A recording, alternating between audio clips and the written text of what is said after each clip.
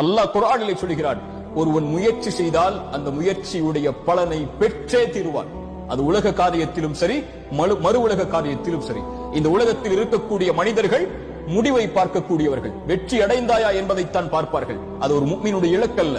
ஒரு முஃமினுடைய இலக்கு எல்லா காரியத்திலும் முயற்சி மட்டும்தான். எல்லா காரியத்திலும் முழு மூச்சோடு உடலை தயார்படுத்துவதாக இருந்தாலும், உள்ளத்தை தயார்படுத்துவதாக இருந்தாலும், தன் குடும்பத்தை தயார்படுத்துவதாக இருந்தாலும், தன் செல்வத்தை தயார்படுத்துவதாக இருந்தாலும், தன்னுடைய சமூக அந்தஸ்தை உயர்த்துவதாக இருந்தாலும், ஈமானுடைய காரியங்களிலும் மறு உலக காரியங்களிலும் உலகத்தில் யார் அவர்களோடு வாழ்ந்தாலும் அதில் 10ல் 1 அவன் ஒருபோதும் வாழ்ந்து மடிய மாட்டான். உலக வாழ்வில் இருந்து அவன் கண்ணை மூடும் போது எல்லோர்களை விடவும் அல்லாஹ்விடத்தில் நான் மேன்மையானவனாக, இறை நம்பிக்கை கொண்ட பலமான உறுதியோடு வாழக்கூடிய, அல்லாஹுடைய கதரை உள்ளத்தாலும் உடலாலும் மனதாலும் ஏற்று வாழக்கூடிய இறை நம்பிக்கையாளனாகத்தான் அவன் வாழ்ந்து மறைவான்.